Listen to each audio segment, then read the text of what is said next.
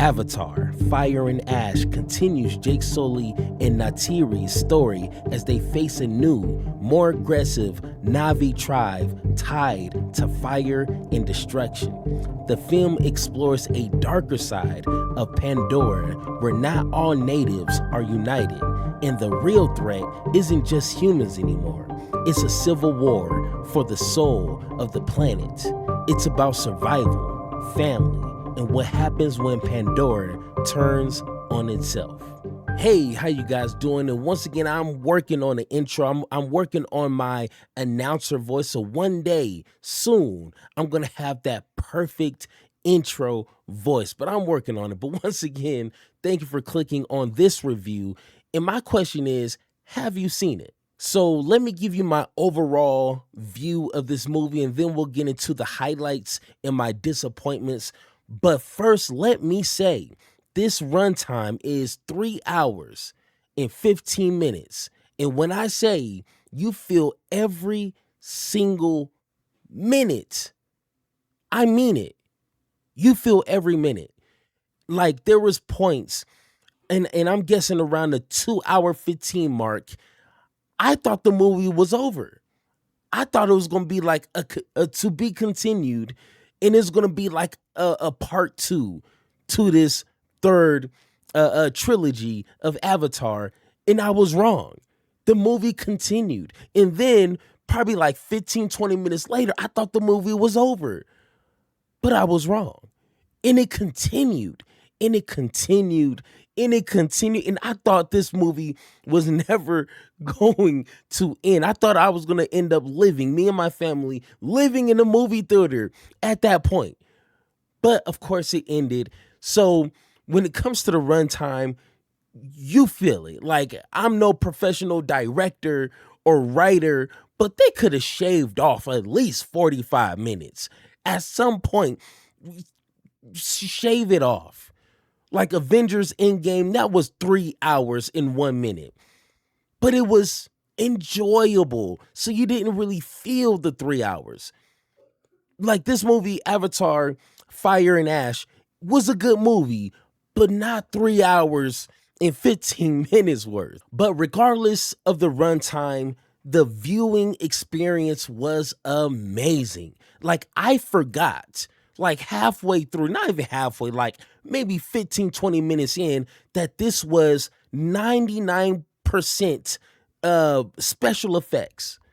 Like the environments in regards to the fire tribe, and yes, I'm gonna call them the fire tribe, and the water tribe and the sky tribe, because I try to learn the enunciations of these tribes, and trust me, I will butcher it, and I don't want to do it a disjustice. So, but when you go into these different tribes and their environment, you feel it. And it's not like just, every other movie when they try to take you outside into another world. This was a very amazing experience. Like you felt that they lived in these environments and they utilized its environment to their being, to their lives. And you felt that. And that right there was amazing. Like however long it took to come out with this third movie was well spent. The time was well utilized, and you see it every single moment of this movie. So let's talk about the highlights. And it's very, or at least for me, and this is my second video, so I can't really give you guys the receipts, but normally when it comes to an actor carrying an entire movie on his or her back, it's kind of a rare thing, because normally it's a storyline. It takes, an entire cast to fulfill that story. But for me personally, the mother, Neytiri, hopefully I'm not butchering that name, but played by Zoe, she carried this movie for me. Like from the very beginning, when you remember that she lost a son, and she does not let you forget that. And she does it in such an amazing way that you can see the transformation from the beginning of the movie to the very end that she had to wrestle with understanding the loss of her child and how to deal with that. And you're fighting wars. You're fighting. You're fighting. You yourself and your family are being threatened, and she still is struggling with the loss of her son. And the acting carries that entire weight. And I'm not gonna lie, I might have shed a half a tear a few times because the way that she carries that out, you feel it. And that the movie, the storyline is carried on her back throughout this entire movie. And then with the fighting scenes, like once again, this is a slow burn. Like there is action sequences throughout the movie, but the final act, the final where they actually throw down was amazing. And it was satisfying. Like, I mean, you're waiting hours for this moment that you know was going to happen. It was satisfying. I wouldn't say like a cherry on top satisfying, but you get full. You know what I'm saying? It's like waiting all day to eat. The dinner was good. It wasn't amazing, but it was good. It was well worth it. And one of my favorite parts, and hopefully, hey, spoilers, a little spoiler, okay, not too much, but just enough, was when the humans got what they deserved. Now, once again, I'm a human myself. It kind of sucks, but these humans, you can see and you can tell the jerks of this movie, the humans, obviously, and you are asking yourself, are they going to get theirs? And the answer is they get theirs. And you can tell the way that they were able to piece all these puzzles together. Because trust me, this is 3 hours long. It's a lot of pieces to this puzzle. But when they finally connect them, it is exactly what you want to happen. And it was satisfying. And, you know, without giving too much, it was well needed.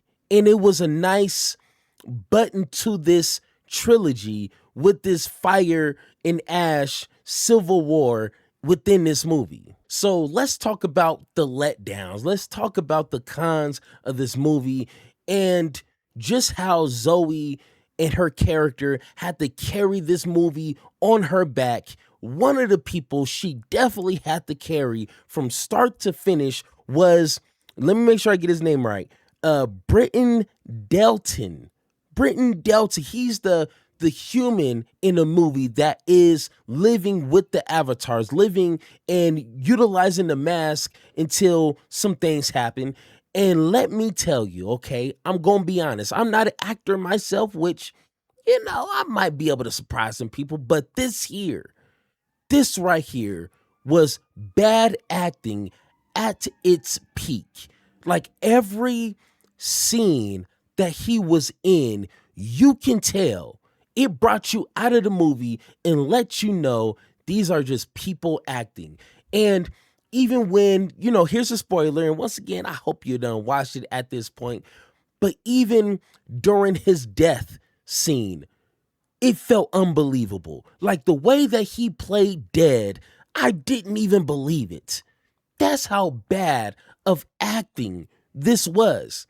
In another portion where he was trapped by the humans captured him. And, you know, I don't want to tell you no more else, but he was trapped. In the way that he was acting, I would have been like, hey, bro, like, we don't have to do all that. Like, we know that you're not really, you know, you haven't been really raised by humans, but come on. Like, you are embarrassing yourself, and I caught secondhand embarrassment. That's how bad that was. Every single scene that he walked up in, I wanted him to like go count something. Like go somewhere and let the action, let the real actors do their real acting thing. It was that bad to me. And the last thing, which I guess wasn't really bad, I guess just a nitpick, which we kind of see this happening in a lot of movies and TV series, but when you have your main characters trying to explain to everybody else that a threat is coming, And I get it. Some people may not always believe or are always willing to join the action, but it felt like that lasted way too long in this movie. Like, they know the humans are a threat. I mean, this is the third installation of Avatar. You would think they would understand the humans are a big threat.